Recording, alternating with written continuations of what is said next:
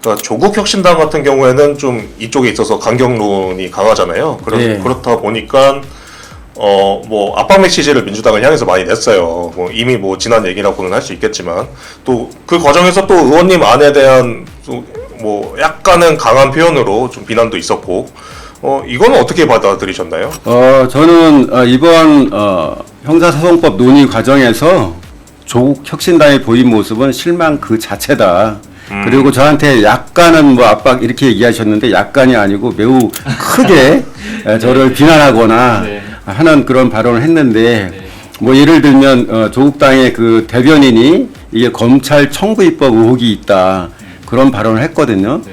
이거는 공당의 대변인이 말하는 거로는 이 진짜 부적절하다. 부적절해도 매우 부적절하고 한계를 많이 넘었다. 그리고 그쪽은 2030 세대에 상당히 많은 안티를 갖고 있다. 그래서 신중해야 된다 하는 의견들이 있습니다.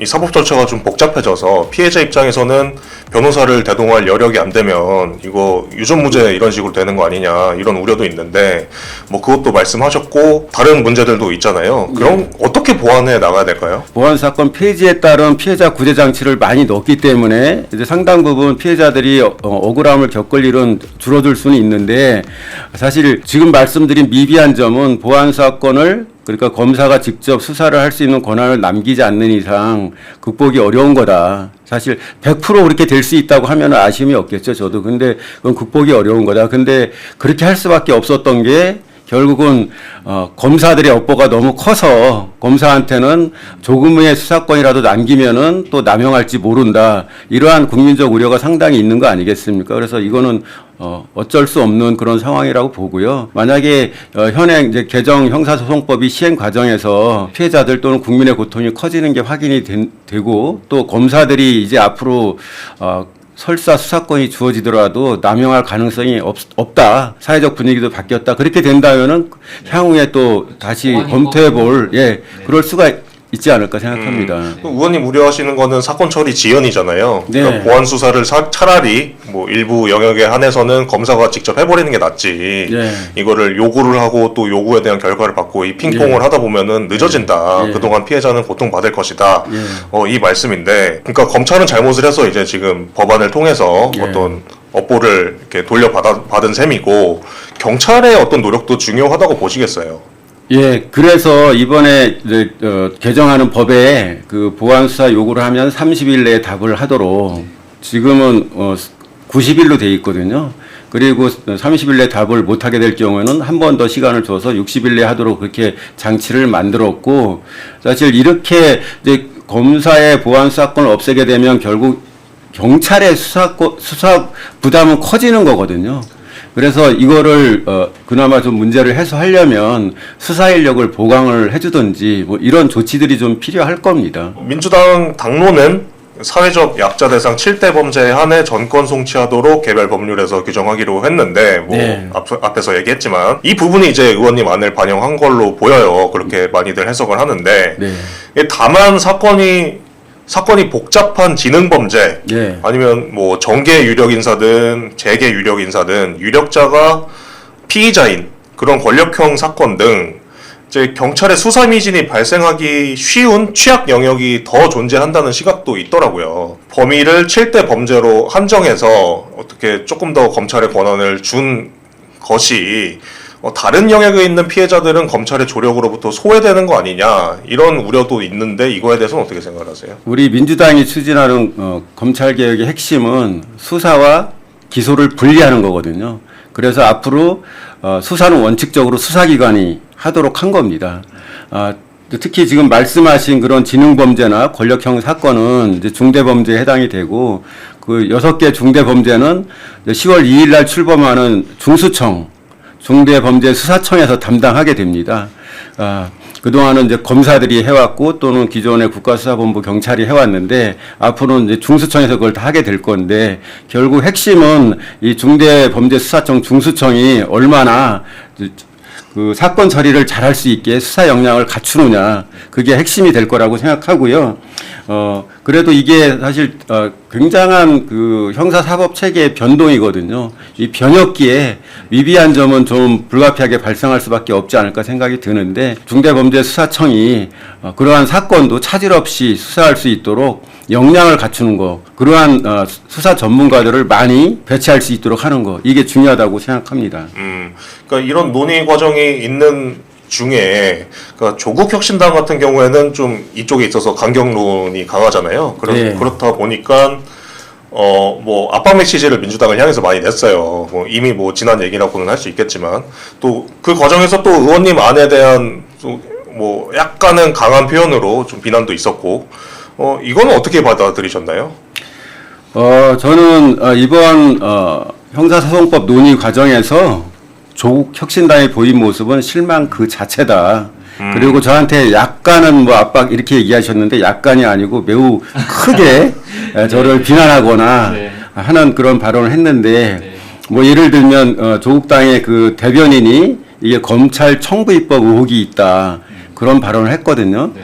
이거는 공당의 대변인이 말하는 거로는 이 진짜 부적절하다. 부적절해도 매우 부적절하고 한계를 많이 넘었다.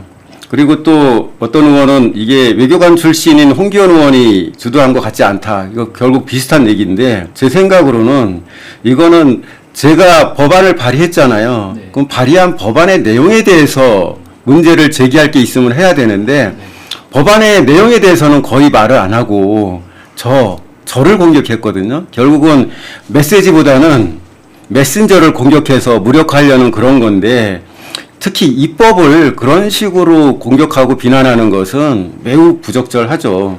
특히 이제 박은정 의원 같은 분은 1년 동안 검찰개혁 논의 과정에서 한마디 없다가 갑자기 법안을 냈다. 이게 이해 힘들다.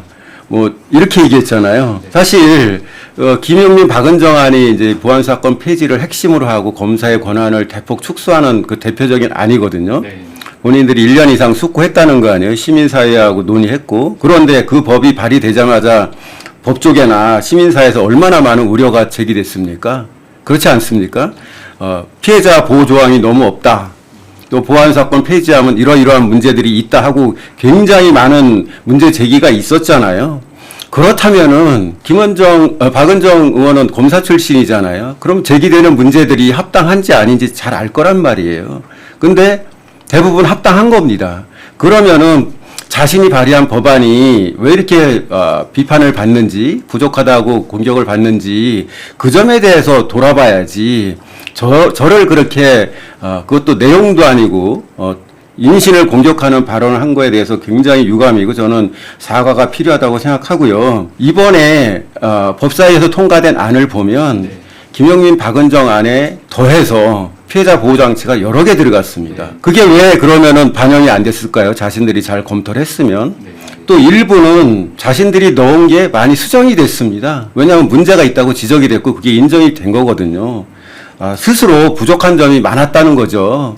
예, 그걸 반성하고 제가 오히려 피해자 보호 관점에서 법안을 발의해서 김용민 의원의 경우는 이 논의가 더 깊이 있게 될 수 있었고 법이 더 충실하게 반영될 수 있었다 이렇게 얘기를 했는데 박은정 의원은 오히려 저를 계속 공격해왔는데 정말 굉장히 유감이고 좀 사과를 했으면 좋겠다 그런 말씀을 드립니다. 그러니까 사과를 했으면 좋겠다는 입장이시고 그 혁신당의 어떤 그런 강경론이 민주당 당론 나오는 데 있어서 어떤 좀 부정적인 영향을 미쳤다고 보시겠네요. 그러면은 사실 민주당의 당론은 기존에 우리 민주당안 김용민 박은정안 플러스 해서 또 제가 보안사건 조치를 핵심으로 하는 법안을 발의했고 또 다른 의원들도 발의한 거를 종합적으로 우리가 수기해서 비록 검사들의 업보가 워낙 크기 때문에 보안사건 전체를 폐지하긴 하지만 그 과정 속에서 피해자의 그런 억울한 고통이 최소화되도록 최대한의 그런 보안 장치들을 만들었다. 그리고 그게 우리 민주당의 성숙한 논의 과정을 통해서 그렇게 반영이 된 거다. 저는 그렇게 말씀드리고 싶습니다. 혁신당의 그 의원님을 향한 주된 공격은 원래 관심 분야가 아니지 않느냐 뭐 이런 취지잖아요. 그러니까 의원님의 그 보안수사권 일부 존치 발의 취지를 한 번 더 짚어보면은 그거에 대한 좀 설명이 될 것 같은데 어떻게? 예. 그러니까 박은정 의원이 발의한 그 법은 검사의 수사권을 폐지하고 검사의 각종 권한을 줄이는 데 핵심이 다 가 있습니다. 그 과정 속에서 반사적으로 불이익을 받게 되는 피해자의 고통에 대해서는 크게 고민이 안 들어가 있습니다.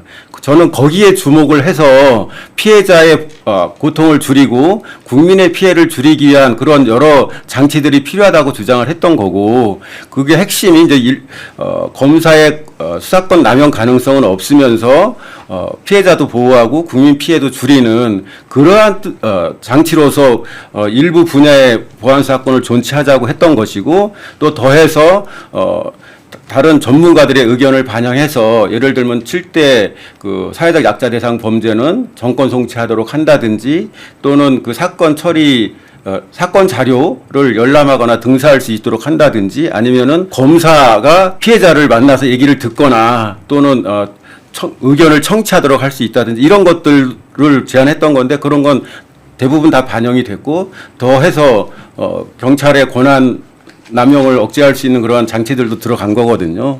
예, 그래서 서로 관점이 다른 두 개의 그런 법안을 가지고 그게 충실하게 상호 보완하는 그런 법안으로 완성하는 데 기여를 했다. 저는 그렇게 말씀드리고 싶습니다. 지금 당권주자 정청래 전 대표 같은 경우는 조국혁신당과 빨리 합당을 추진해야 된다고 발언을 했습니다. 합당 관련해서 기존에도 질문을 꽤 받으셨을 것 같긴 한데 예. 어떤 입장 갖고 계신지 들어볼 수가 있을까요? 사실 그 당대당 합당하는 거는 당 입장으로서는 굉장히 중대한 결정이거든요. 그렇죠. 그리고 지금이 이제 당원 주권 시대를 표방하고 있지 않습니까? 그래서 합당 문제 같이 중요한 문제는 당연히 당원들의 뜻이 제일 중요하다고 생각하고요. 제가 생각한데 당원들의 의견이 좀 갈리는 것 같습니다. 네. 조국당과 합치는 것이 향후에 총선이라든지 또 전국 운영에 좀 도움이 될 거다는 그런 당원들도 상당히 있는 것 같고, 반대로 조국당과 우리는 다르다. 그리고 그쪽은 2030 세대에 상당히 많은 안티를 갖고 있다. 그래서 신중해야 된다 하는 의견들이 있습니다.